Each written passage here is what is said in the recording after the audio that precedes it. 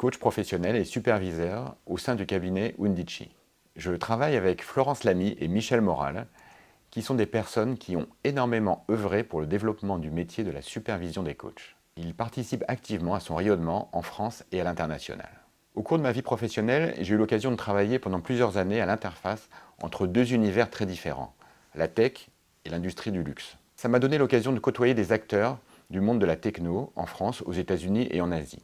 Surtout, cela m'a permis, sur des situations extrêmement concrètes, d'observer des paradoxes profonds que soulève l'extraordinaire phénomène de digitalisation. Notre rapport à la notion de réel, notre rapport à l'activation de nos sens, notre rapport aux autres et surtout notre rapport au temps.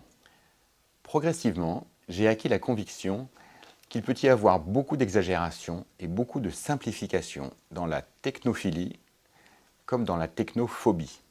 La position manichéenne qui est soit pour, souvent parce qu'on y a un intérêt, soit contre, car on a peur de perdre des acquis, n'est pas forcément féconde. J'essaye d'avoir une approche de curiosité sur ce qui émerge, d'observation sur les usages concrets des personnes, et puis une réflexion ouverte sur les effets potentiels de ces changements. Ce qui m'a poussé à écrire ce chapitre, qui est un chapitre qui propose une réflexion sur ce que pourrait devenir la supervision avec l'émergence des technologies d'intelligence artificielle. Eh bien, je crois que c'est avant tout une rencontre, il y a près de 8 ans, avec la parole et la pensée de quelqu'un qui s'appelle Yann LeCun. Il est titulaire du prix Turing en 2019 et il est considéré comme un des inventeurs de l'apprentissage profond, qui est une des technologies de base de l'intelligence artificielle. Aujourd'hui, Yann LeCun est vice-président et directeur de recherche intelligence artificielle chez Meta. Et puis, il y a aussi une autre rencontre avec le professeur David Clutterbuck, avec qui j'ai eu le privilège d'écrire ce chapitre. Et disons-le, en m'appuyant beaucoup sur ses travaux de veille et de recherche dans ce champ. David est un des membres fondateurs de l'EMCC Global, actif chercheur et formateur dans le domaine de la supervision dans le monde entier. De quoi parle l'article ? Il s'agit d'un article de prospective sur la supervision et l'intelligence artificielle.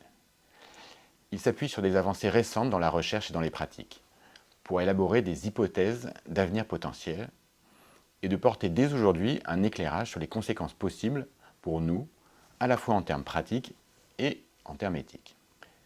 Tout d'abord, il pose quelques éléments sur ce qu'est ou n'est pas l'intelligence artificielle, ou IA. Pour vous partager une définition simple, on peut la définir comme une suite de programmes qui apprennent de leur environnement et s'y adaptent. On peut distinguer 4 niveaux différents, le coachbot, l'IA basique, l'IA avancée et la super IA. Le chapitre explore l'impact potentiel de l'IA sur le coaching et l'accompagnement. Il explore un avenir potentiel de la supervision avec une projection dans une séance de supervision dans laquelle il y a non seulement un superviseur et un coach, mais aussi dans la pièce l'intelligence artificielle du coach et l'intelligence artificielle du superviseur qui mène une conversation à 4 au service de la professionnalisation du coach. Le chapitre aborde un ensemble de questions d'ordre éthique sur les effets possibles de l'IA et de son usage. Pour ne prendre que 2 exemples. Le plus simple, la confidentialité. Si une IA de coach est capable de faire une analyse de discours pour proposer au coach et au superviseur une vision féconde qui les aide à progresser, comment s'assure-t-on que cette information est bien durablement segmentée de celle de l'identité du client, pour garantir que ces informations ne soient jamais rendues publiques? Un peu plus complexe maintenant.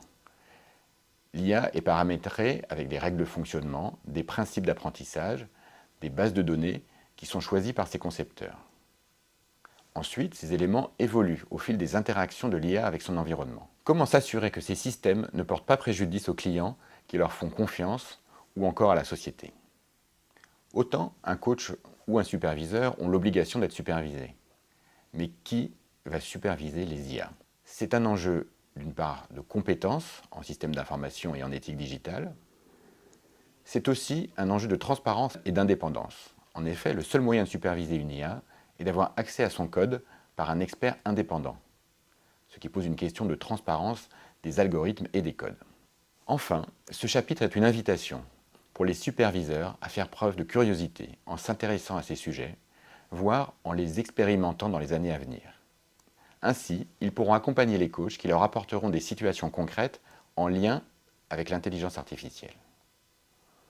Sûrement qu'il y aura des enjeux éthiques, mais aussi des opportunités d'améliorer nos pratiques et voire peut-être d'y prendre un certain plaisir.